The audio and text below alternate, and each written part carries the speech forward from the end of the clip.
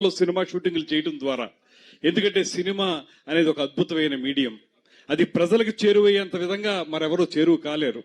అందువల్ల సినిమాలో ఒక ప్రకృతి సౌందర్యాన్ని మీరు చూపించిన విధానం వల్ల ఎంతో మంది ఆ విషయాల పట్ల ఆకర్షితులై ఆ ప్రాంతానికి మీరు సందర్శకులుగా, టూరిస్టులుగా రావడానికి అవకాశం దొరుకుతుంది కనుక మీరు ఆంధ్రప్రదేశ్ యొక్క అందాల్ని సెల్యులాయిడ్ మీద చూపించిన విధానానికి నేను ప్రత్యేకంగా మీకు అభినందనలు తెలియజేస్తూ, మీరు చెప్పిన విధంగానే రాబోయే రోజుల్లో సింగిల్ విండో సిస్టంలో మీకు 100% కూడా ఏ రకమైన పర్మిషన్లు కావాలన్న సినిమా షూటింగ్లకి 100% కల్పించడానికి ఈ ప్రభుత్వం, చంద్రబాబు నాయుడు గారు, ఉప ముఖ్యమంత్రి పవన్ కళ్యాణ్ గారి నేతృత్వంలో 100% సహకరిస్తుందనేటువంటి మాటను కూడా మీ అందరికీ మనవి చేస్తూ, అదేవిధంగా సినిమా రంగానికి సంబంధించిన మౌలిక సదుపాయాలు కూడా ఇక్కడ ఏర్పడాలి.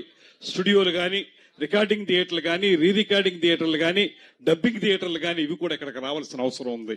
974 కిలోమీటర్ల పొడవునున్నటువంటి సముద్ర తీరం అద్భుతమైన అందాలను మనకిస్తుంది. అవి తెలంగాణలో లేవు. ఇక్కడ అద్భుతమైన అందాలు మనకు ఉన్నాయి. ఈ అందాలని మీరు చూపిస్తూనే మరో పక్కన హైదరాబాద్ లో కట్టినట్టుగానే ఇక్కడ స్టూడియోల్ని వాటిని కూడా నిర్మించండి. దానికి ప్రభుత్వం సంపూర్ణంగా సహకరిస్తుంది. ఆంధ్రప్రదేశ్ లో తెలుగు చలనచిత్ర పరిశ్రమ వేళ్లునుకోవటానికి ఈ ప్రభుత్వం సంసిద్ధంగా ఉందనేటువంటి మాటను కూడా మీ అందరికీ మనవి చేస్తూ, ఇలాంటి ఔత్సాహిక నిర్మాతలు, ఔత్సాహిక దర్శకులు, ఇప్పటికే మంచి పేరు తెచ్చుకున్నటువంటి వారు, జాతీయ అవార్డులు తెచ్చుకున్నటువంటి ఇలాంటి యువకులు మంచి సినిమాలు తీయడం ద్వారా, ఇలాంటి హీరోయిన్లు మంచి సినిమాల్లో యాక్ట్ చేయడం ద్వారా రాబోయే రోజుల్లో తెలుగు సినిమా ఖ్యాతిని మరింతగా విశ్వవిఖ్యాతం చేయాలని మనస్ఫూర్తిగా కోరుకుంటూ వారందరికీ శుభాభినందనలు తెలియజేస్తూ సెలవు తీసుకుంటున్నాను.